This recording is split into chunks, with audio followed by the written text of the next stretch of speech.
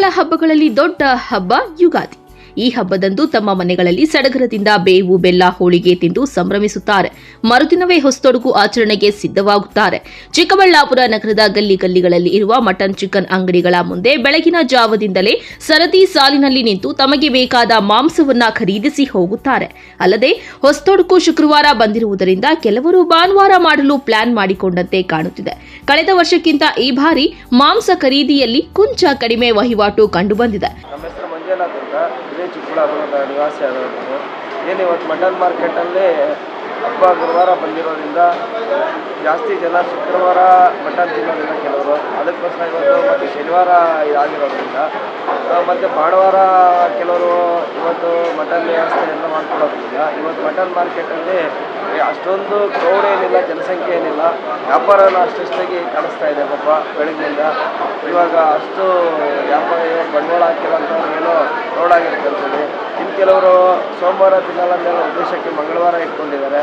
ಕೆಲವಾರು ಚೀಟಿಗಳೆಲ್ಲ ಮಂಗಳವಾರ ಮತ್ತು ಭಾನುವಾರ ಮಟನ್ ವಿತರಣೆ ಮಾಡೋ ಕಾರ್ಯಕ್ರಮ ಇರೋದ್ರಿಂದ ಅಷ್ಟು ಇವತ್ತು ಏನು ಭರ್ಜರಿಯಾದ ವ್ಯಾಪಾರ ಇಲ್ಲ ಇಲ್ಲಿ ಏನು ಮಟನ್ ಮಾರ್ಕೆಟಲ್ಲಿ ಇವತ್ತಿಂದ. ಯಾಕಂದರೆ ಹಬ್ಬ ಬಂದಿರೋ ಉದ್ದೇಶ ಏನಾಗಿದೆ ಅಂದರೆ ಈ ಗುರುವಾರ ಬಂದಿರೋದ್ರಿಂದ ಜನರಿಗೆ ಸರಿಯಾದ ಒಂದು ಏನು ಪಾಠ್ಯ ಮಾಡೋಕ್ಕೆ ಅವಕಾಶ ಸಿಗದಿರೋಂಥ ಸಹಿತವಾಗಿರುವಂಥ ಸೂಚನೆಗಳು ಕಾಣಿಸ್ತಾ ಇದೆ. ಯಾಕಂದರೆ 3 ದಿವಸ ಮಾಡೋ ಉದ್ದೇಶದಿಂದ ಒಂದಷ್ಟು ಸ್ಥಗಿತವಾಗಿ ವ್ಯಾಪಾರ ಅಷ್ಟು ಜೋರಾಗಿ ಪ್ರೌಢಾಗಿಲ್ಲ. ಜಾತ್ರೆ ಜನ ಇದು ಯುಗಾದಿ ಹಬ್ಬದ ವಿಶೇಷತೆ ಅಂದರೆ ನಮ್ಮ ರಾಷ್ಟ್ರೀಯ ನಾಡಿನ ಹಬ್ಬ ಅಂತ ಹೇಳಿ ಒಂಥರ ರಾಷ್ಟ್ರೀಯ ಹಬ್ಬ.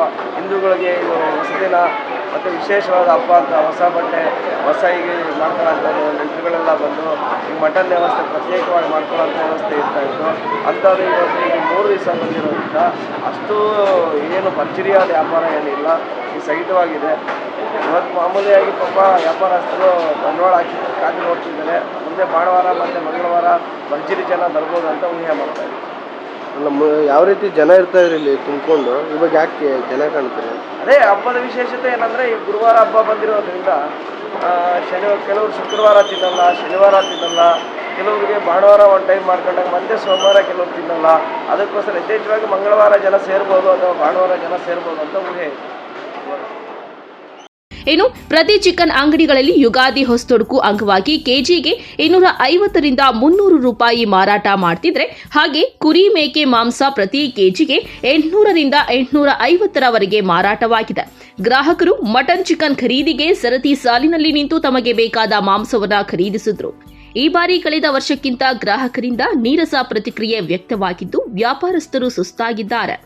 ಪರವಾಗಿಲ್ಲ ಸರ್, ನಡೀತಾ ಇದೆ. ಪರವಾಗಿಲ್ಲ, 3 ದಿವಸ ಬಂದ್ಬಿಟ್ಟಿದೆ ಹಬ್ಬ. ಇದು ನಾಳೆ ನಮ್ಮ ಹಬ್ಬ ಇದೆ, ಜನ ಬರ್ತಾ ಇದ್ದಾರೆ. ಪರವಾಗಿಲ್ಲ.